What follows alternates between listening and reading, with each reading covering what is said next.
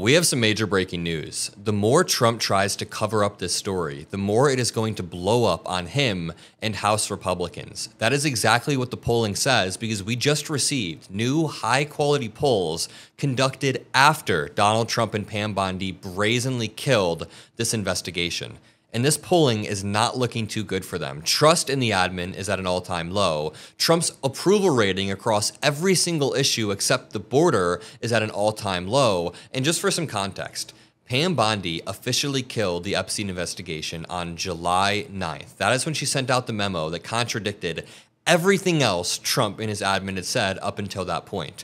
We have two new polls, one conducted on July 10th to the 14th, and one conducted on the 9th to the 13th. We'll break these down deeper in just 1 second, but one of the polls shows Donald Trump at a -17 approval rating.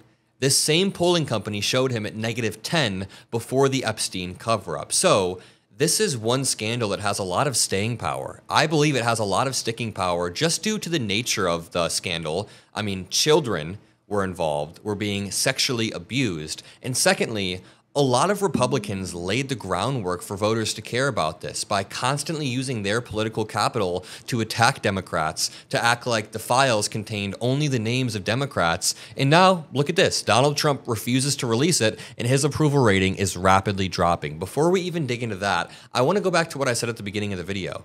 The more Republicans try to cover this up, the more it will blow up in their face. And this is Exhibit A. Last night, while you were asleep, reads this tweet, House Republicans voted to block the release of the Epstein files. They will do anything to protect Trump, whatever the cost. This story has blown up overnight into a national sensation, and let's continue talking about it, because while we were all sleeping, Republicans, only Republicans, tried to pull a fast one on us and voted against the release of material that would out sexual predators, rapists. I'm just going to say it. They raped little children. A lot of people walk around the wording because they're too scared of YouTube demonetizing them, but we'll just say it. These people need to be locked up, the people who were with Jeffrey Epstein and helping him. But really quickly, here are the Republicans that voted no, voted against releasing this. I just want to make sure their names are on the records. We have Representative Fishbach, Representative Roy did not vote, Representative Hukin,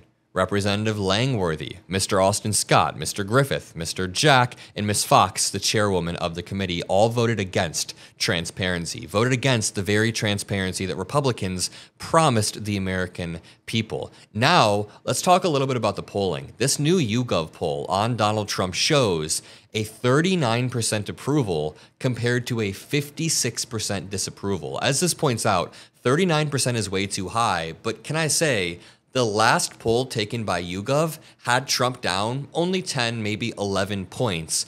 Now he's down 17. That is a huge jump, and it's because it seems like Trump's core base is being eroded. When you build a base that is obsessed with pedophilia and theories, and then you are at the core of a pedophilic conspiracy theory, yeah, your base is going to begin to turn on you. Let me show you this clip of Lawrence O'Donnell shredding Trump's approval rating. Won a smaller margin of victory than Donald Trump's 1.5%. But at this point, in John F. Kennedy's presidency 6 months in 1961, President Kennedy's approval rating was 73%. 73%.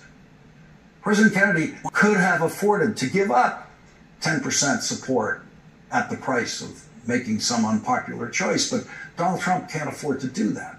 At this point in his presidency, George H.W. Bush had a 70% approval rating in 1989.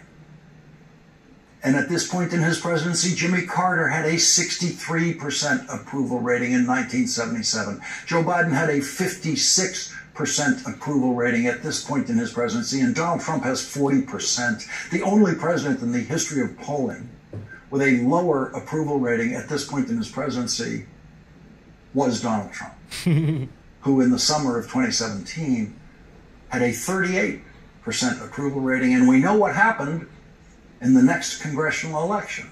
The Democrats won back the House of Representatives, and that is what we are on track for tonight. The Democrats winning back the House of Representatives. He doesn't mean tonight, like the race is happening tonight. He means all the polling that's dropped over the past 24 hours, especially combined with the Epstein stuff, is insane. You can see he has the Epstein quote that Trump said, "A guy who never dies, Jeffrey Epstein." Let's watch this clip of Harry Enton breaking down how Trump cannot win anything. Republicans can't win without their fringe base of conspiracy theorists. Trump swam in the conspiracy theorist waters for years, and now finally the sharks in those waters are coming to try and get him. What are we talking about here? Well, let's talk about 2024, Harris versus Trump margin, right? QAnon believers. Look at this margin that Donald Trump built up among QAnon believers. He won them by 61 points, or was at least leading amongst them by 61 points back during the 2024 campaign. Look at those who reject or doubt QAnon. Harris was actually leading amongst them by 16 points during the 2024 campaign. Donald Trump would not have won the presidency in 2024 if it were not for the backing of QAnon believers. That is a bottom line. That is a true statement. That is in the polling data. I'm curious what you saw in the primary and how they played a role in that as well. Yeah, okay. So, we talk about QAnon, but it's not just QAnon, a conspiracy theory in which Donald Trump has swum in those waters. How about the fact that Joe Biden didn't win the 2020 election legitimately? I mean, that is a conspiracy theory that Donald Trump has pushed for years. And of course, Joe Biden won that election legitimately. Choice for the 2024 GOP nominee. Trump, okay, by belief that Biden's 2020 win was legit.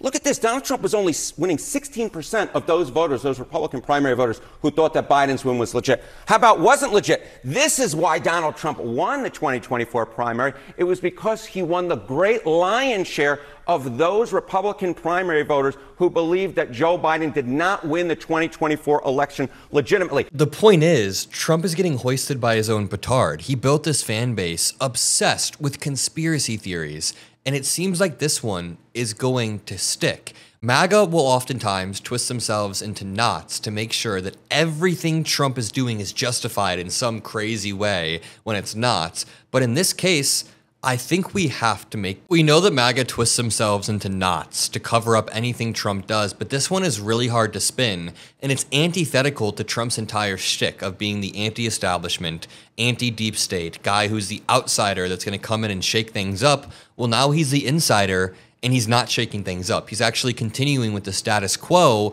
in multiple sectors. Even yesterday, he announced more aid is going to Ukraine. Today, we learned that inflation is continuing to go up, and Trump is covering up the Epstein files. Now, to be honest, we need to send more aid to Ukraine. I think that is a good thing, and I'm never going to say that we shouldn't do that, no matter who's in office. But Trump is seeming more and more like Joe Biden by the day. This is literally what Joe Biden's presidency was defined by. This is what MAGA didn't like. They didn't like that Joe Biden sent weapons to Ukraine, that he was like a deep state person that covered up the Epstein files, or that there was inflation during his presidency. Now we are seeing all of that play out day by day, and Trump is sort of losing control of the ability to push back. Here is Democratic Representative Ted Lieu calling out the Epstein files. Epstein, of Jeffrey Epstein's client list.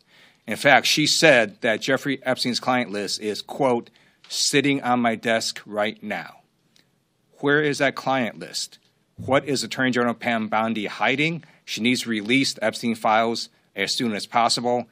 I talked about the Epstein files under the Biden administration. I'm talking about it under the Trump administration. This is a case of the powerful protecting the powerful. We need to have those files released.